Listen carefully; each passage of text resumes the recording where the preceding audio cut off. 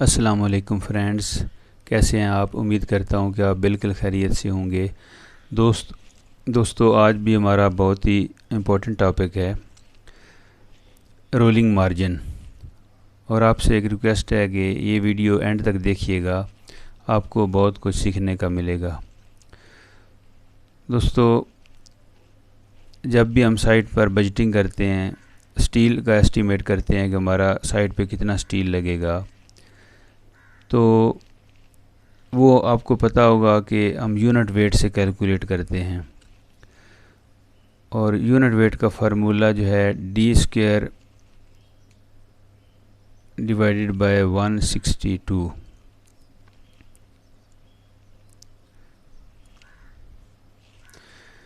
तो फ़र्ज़ करें हमने साइट पर 10 mm डाई का स्टील मंगवाना है, तो यूनिट वेट 10 mm का हम मालूम कर लेंगे।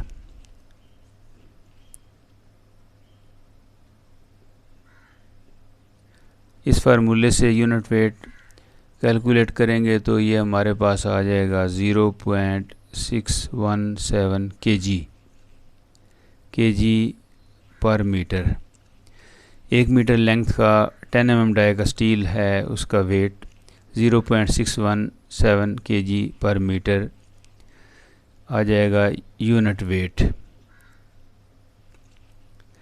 अब क्या होता है, जब फैक्ट्री से स्टील आता है तो वो इस यूनिट वेट से उसका वेट या ज़्यादा होता है या इस यूनिट वेट से उसका वेट कम होता है।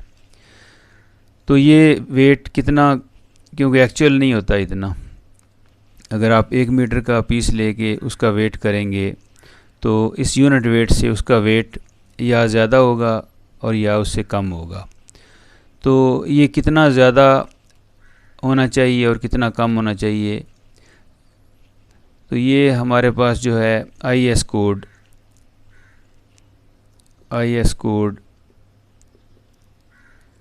1786 उसमें लिखा है कि यूनिट वेट से जो एक्चुअल वेट है, जो स्टील हमारे पास आएगा, वो कितना होना चाहिए, यानी ज़्यादा कितना होना चाहिए और कम कितना होना चाहिए।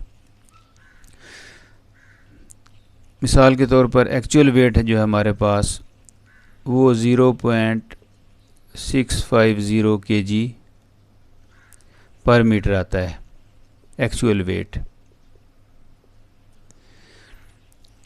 अब एक्चुअल वेट से हम यूनिट वेट माइनस कर लेंगे।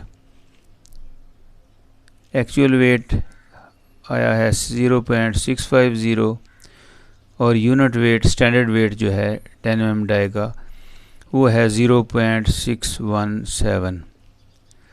तो इसको जब हम माइनस करेंगे तो 0.033 आ जाएगा। तो IS कोड 1786 हमें बताता है हर एक डाई का कि उसका कितना अलाउएबल है, प्लस माइनस। उसमें 8 mm to 10 mm, 8 mm to 10 mm die का जो स्टील है उसका plus minus 7% of unit wait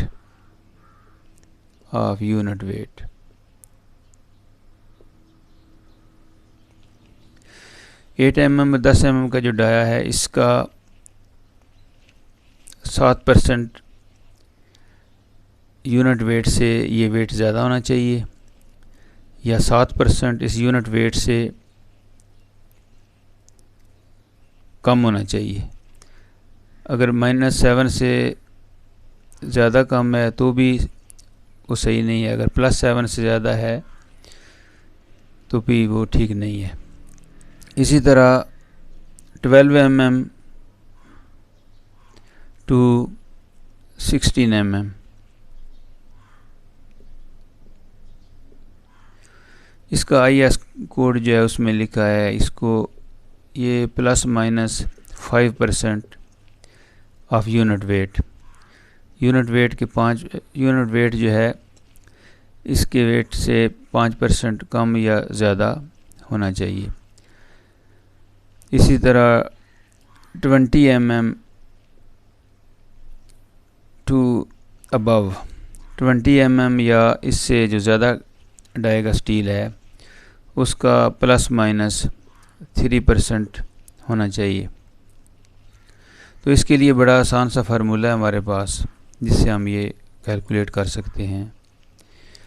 formula है हमारे पास एक्चुअल वेट, जो वेट फैक्ट्री से आया है या सप्लायर ने हमें भेजा है, एक्चुअल वेट जो स्टील, उससे माइनस स्टैंडर्ड वेट, ये स्टैंडर्ड वेट है या यूनिट वेट है जो इस फार्मूले से आया है, divided by standard weight multiplied by 100%। तो इससे फार्मूले से जब हम कैलकुलेट करेंगे तो जो आंसर हमारे पास आएगा वो, अगर तो हम ये 8 mm से 10 mm डाई का कर रहे हैं तो वो +7 से ज़्यादा नहीं होना चाहिए और -7 से कम नहीं होना चाहिए।